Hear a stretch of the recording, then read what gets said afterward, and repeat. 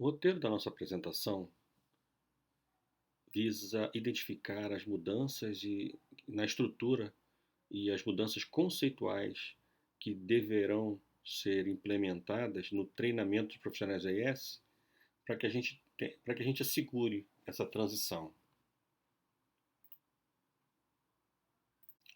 Antes de mais nada, a gente vai falar da cadeia da informação.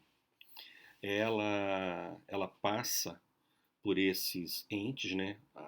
Administradores aeroportuários, provedores de navegação aérea, a área de meteorologia, comunicações, SAR, passa pela PEA, passa pela DEOCAR e ela vem para o AIS. É claro que o objetivo nosso tem até outras fontes também que acabam chegando ao AIS também, várias outras fontes. O objetivo nosso é colocar isso num banco de dados. E mais ainda, o objetivo nosso, como foco é no dado, é disponibilizar produtos. Hoje, disponibiliza-se a IP no formato PDF, disponibiliza-se Notan no formato de mensagem AMHS, que, que tem uma base muito forte naquela mensagem antiga FTN. Bem, tudo isso vai chegar ao usuário final e ele vai poder utilizar. Mas nós estamos buscando o SWIM, nós estamos buscando os processadores de dados. A gente vai disponibilizar isso para processadores de dados. As outras fontes também vão entregar os seus dados para esses processadores de dados.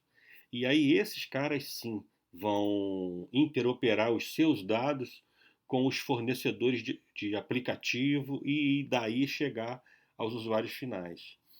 Ao usuário final. Uma vez que chega ao usuário final, ele vai mandar para os fornecedores de aplicativos também, né? Aliás, ele vai mandar não. Ele vai receber dos fornecedores de aplicativos esse de planejamento de voo e vão poder usar e fazer seguir os seus trabalhos e suas necessidades. Bem, no contato com esses caras, com esses usuários finais, nós vamos ter também os feedbacks. Ou seja, o dado ele vai interagir com esses dados, vamos dizer assim. Ele vai interagir com esses dados. Muito bem. Mais à frente, a gente quer disponibilizar esses dados até para provedores de simulação de dados.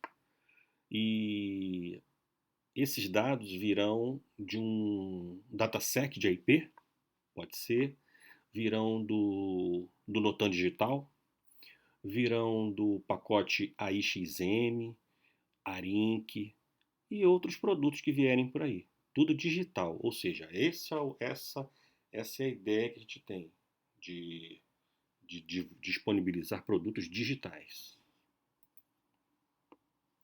Muito bem. Para fazer isso, a gente organizou a divisão numa estrutura para gerir o dado. Então a gente pensou o seguinte: é claro que hoje tem muita gente fazendo a tarefa. A gente busca automatizar essa tarefa e automatizar de uma tal forma que essa estrutura vai mudar um pouco. Hoje ela é necessária por conta da falta de automatização. Então a gente precisa da IM1 para verificar os dados e as informações aeronáuticas recebidas por meio da SDIA, da solicitação de divulgação de informação aeronáutica. E interoperabilidade de sistemas, ou seja, pode chegar aqui uma SDIA ou pode chegar também por um outro sistema qualquer. A gente recebe pela SDIA, a gente recebe por e-mail, a gente recebe pelo JLock, e tudo isso é uma interoperabilidade de sistemas. A gente está recebendo dessas formas, e aí, dependendo do tipo de informação, a gente vai mandar para o nosso escritório de projetos. Se a gente identificar que aquilo ali tem impacto, que vai gerar, a mudança dele gera impacto em outras coisas, em outras áreas. Então a gente precisa negociar esses prazos de entrega para que as informações cheguem no momento certo, no lugar certo. Bem, devolvendo do escritório de projetos, a gente vai ter o setor de análise de coerência e de consistência do dado, que é a M2. Bem, ela também cadastra o dado no banco de dados. Por fim, depois de cadastrado o dado, ele é analisado e cadastrado, ele é disponibilizado para a IM3 gerar os produtos. para o usuário final. Bem, e aí dentro dessa estrutura não se vê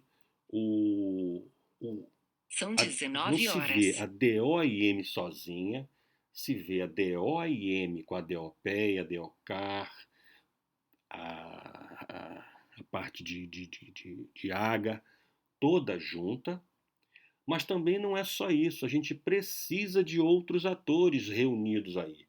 Então a gente entende que nos regionais precisa ter um pouco de AM1, precisa ter um pouco de AM2. O que vai ter mais, a gente que vai ter mais lá é com eles, mas a AM1, a AM2, eles têm que ter um pouquinho lá. E tem que ser em todos os regionais, juntando a DOIM, juntando o SDOP também. Então todos esses atores aqui têm que estar irmanados para que a cadeia da informação tenha qualidade. Bem, esses requisitos de qualidade inicialmente envolveram esses caras aí, ó. Precisão, resolução e integridade. Começou assim a brincadeira. Só que ao ACI não. O mercado de navegação aérea, da navegação aérea, exigiu mais. Eles querem que todos os dados sejam rastreáveis e assim eu posso, eventualmente encontrando um erro, eu posso identificar a origem do erro e aí daí para frente fazer ações para que aquele erro não ocorra mais. O dado tem que ser pontual, ele tem que estar completo, ele não tem que somente estar íntegro. Tudo que tinha que estar ali tem que estar ali. E os pacotes que saíram da origem têm que chegar integrais no destino. E tem mais o formato também. E a gente pode alinhar a esses sete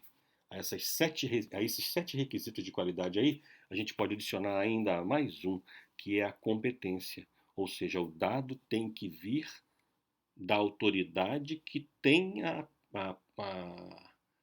que administra de fato aquele dado, que tem a competência por ele, a responsabilidade por ele.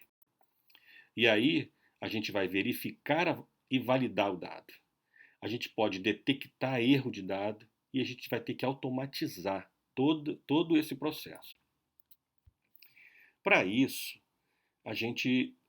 para eu entregar o prazo, eu também tenho que planejar o meu calendário. Hoje eu tenho um calendário que tem um tempo muito avançado. Hoje o nosso calendário está assim, ó. Eu tenho disponibilizada a emenda de 30 de janeiro, eu já tenho disponibilizada de 27 de fevereiro e já tenho disponibilizada de 26 de março. Então hoje, 11 de dezembro, eu estou trabalhando para a emenda de abril. É muito tempo. Tudo que seja modificado agora só vai ter efetividade em abril.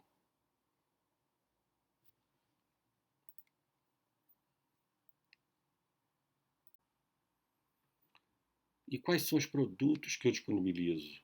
IP, emenda IP, suplemento IP, NOTAM, carta, AIC. Tudo isso em forma de PDF. E tem o EIP que eu preciso produzir e ele é um HTML um pouco mais dinâmico, aliás, bem mais dinâmico, né? Que o IP em PDF, mas ele ainda não é um dataset.